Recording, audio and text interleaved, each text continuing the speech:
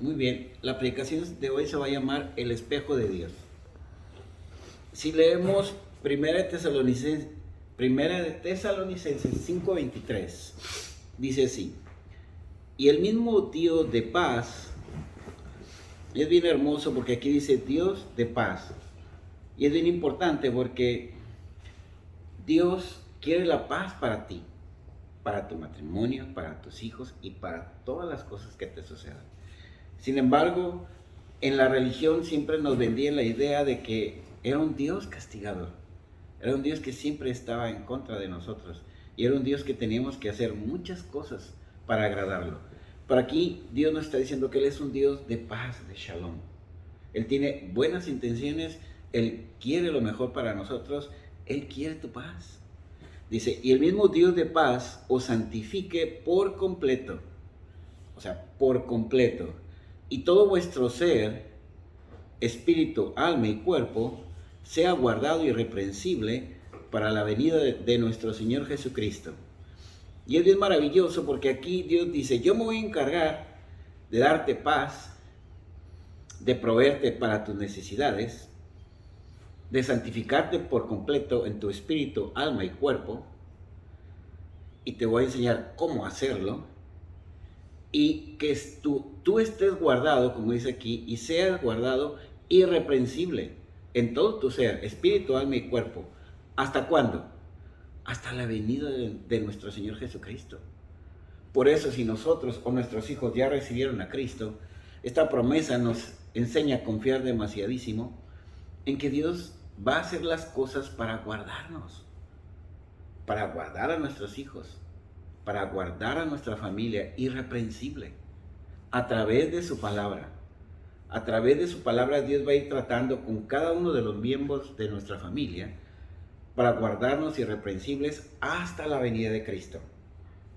Y esto nos tiene que dar realmente muchísima tranquilidad, nos tiene que dar mucha esperanza y mucho gozo en medio de las circunstancias terribles que podamos estar viviendo al ver a nuestros familiares o al ver a nuestros hijos, a nuestros esposos o esposas, de que el Señor realmente se está encargando de eso, que tengamos esa fe y esa confianza.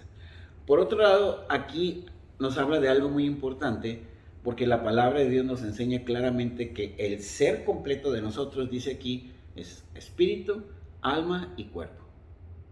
Entonces, nosotros, por así decirlo, estamos divididos en espíritu, en alma y en cuerpo. El espíritu es la parte más profunda de nosotros. El alma viene siendo nuestras emociones, nuestra mente, nuestra voluntad, nuestra conciencia. Y el cuerpo es obviamente nuestro cuerpo físico. Entonces,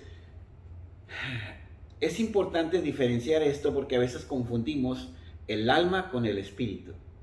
Pero por ejemplo, ahorita yo estoy hablando aquí, o cuando alguien te habla a ti, te habla viendo a tu cuerpo, pero realmente el que está escuchando es tu alma. El que está escuchando es tu mente, tus emociones y tu voluntad. Entonces, es muy importante entender que nosotros, de una manera así inmediata, tenemos contacto con nuestro cuerpo y nuestra alma. ¿En qué aspecto? De que, por ejemplo, si alguien te toca un hombro, inmediatamente tú sientes que te están tocando. Porque de una manera inmediata tú tienes conciencia de tu cuerpo. Si alguien te dice unas palabras hirientes, inmediatamente tú puedes sentir cosas en tu corazón y ahí están tocando tu alma porque están tocando tus emociones. O sea, no tenemos nosotros que pensar mucho ni discernir pues prácticamente nada para percibir si está haciendo frío, si está haciendo calor, si tengo un dolor de cabeza, si hay un malestar en mi cuerpo, si tengo una depresión, si tengo temor, si tengo angustia, si estoy feliz, si estoy triste. ¿A qué voy con todo esto? Que nuestra alma y nuestro cuerpo tenemos un contacto muy estrecho con ello y siempre sabemos, es nuestra área de influencia física y natural. No es demasiado sencillo entender qué es lo que está pasando ahí. Pero ¿qué pasa con el espíritu? Vamos a leer Juan 3:6. Juan 3:6 dice: lo que es nacido de la carne, carne es, y lo que es nacido del Espíritu, Espíritu es. Lo que Jesús está diciendo aquí es, lo que es nacido de la carne, carne es.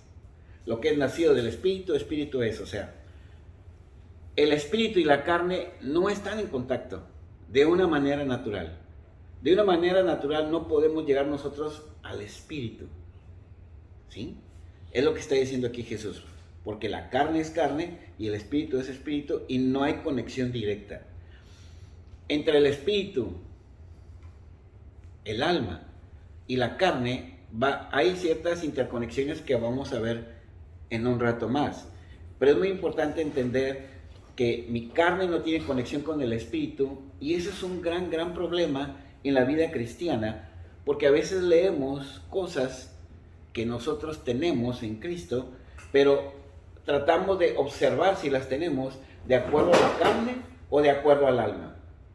O sea, si Dios nos dice que tenemos algo, queremos nosotros reconocerlo a través de lo que vemos, a través de lo que olemos, a través de lo que tocamos, a través de lo que sentimos, a través de lo que nosotros podemos notar con nuestros sentidos. Pero cuando Dios nos dice que tenemos cosas, las tenemos en el Espíritu. Y entonces es muy importante, les decía que es un problema en la vida cristiana si nosotros tratamos de recibir las cosas que Dios nos da a través de nuestra alma o a través de nuestra carne. Vamos a leer Efesios 1, 18 al 20. Dice así: alumbrando los ojos de vuestro entendimiento, para que sepáis cuál es la esperanza a la que os ha llamado y cuál es la riqueza de la gloria de su herencia en los santos. O sea, aquí Dios dice, voy a alumbrar los ojos de tu entendimiento para que sepas la esperanza de tu llamado y cuáles son las riquezas de tu herencia en los santos. O sea, todos los santos tenemos una herencia. ¿Dónde está la herencia que Dios nos ha dado? En nosotros, ya está en nosotros. Pero uno puede decir, ¿pero dónde? Porque tengo demasiados problemas. Veo tantas incapacidades. ¿Dónde está esa riqueza de la herencia? El versículo 19 dice, ¿y cuál la supreeminente grandeza de su poder para con nosotros los que creemos? Según la operación del poder de su fuerza, dice, hay una supreeminente grandeza de su poder en nosotros los que creemos. Tenemos bastante poder, pero a veces en la carne, en lo que sentimos, nos sentimos muy débiles o nos sentimos muy incapaces. Y ahí es donde entra la situación divergente entre lo que Dios dice y lo que yo puedo reconocer, porque quiero reconocerlo con mi carne, a través del alma o a través de mi cuerpo. Pero Jesús dice, la carne es carne, le dice Nicodemo, y el espíritu es espíritu. Y Nicodemo era un gran líder de Israel, conocedor de la Biblia al revés y al derecho. Se acerca a Cristo y Jesús le dice, es que Nicodemo, todo lo que tú tienes, toda tu enseñanza, toda tu cultura, todo tu conocimiento, toda tu teología, es carne. No puedes conocer a Dios así. No puedes ver las cosas espirituales con la carne. Tienes que verlas a través del Espíritu. Entonces dice el 20, la cual esta supreeminente grandeza del poder de Dios que opera en nosotros los que creemos, la cual operó en Cristo, resucitándole de los muertos y sentándole a su diestra en los lugares celestiales. Entonces, cuando vemos esto, que nosotros tenemos la supreeminente grandeza del poder que resucitó a Cristo, lo tenemos nosotros, pero si nosotros empezamos a pensar, ¿pero dónde está? Porque hay muchas cosas que no percibo ese poder y esa fuerza. Entonces, ¿por qué sucede eso? Porque estamos pensando que la verdad de la palabra de Dios, nosotros tenemos que percibirla a través de nuestros sentidos, a través de la carne. Y la verdad de la palabra de Dios, la única manera de poderla percibir es a través del Espíritu. Entonces, por ejemplo, en 2 Corintios 5, 17 nos dice, de modo que si alguno está en Cristo, si tú tienes a Cristo, dice, de modo que si tú estás en Cristo, nueva criatura eres. Las cosas viejas pasaron y aquí todas son hechas nuevas. Entonces Dios aquí está diciendo, si tú estás en Cristo eres una nueva criatura. Las cosas viejas pasaron y aquí todo es hecho nuevo. Pero si tú analizas tu vida y dices, ay caramba, pero todavía tengo muchas cosas viejas, no tan buenas. ¿Y dónde están las cosas nuevas?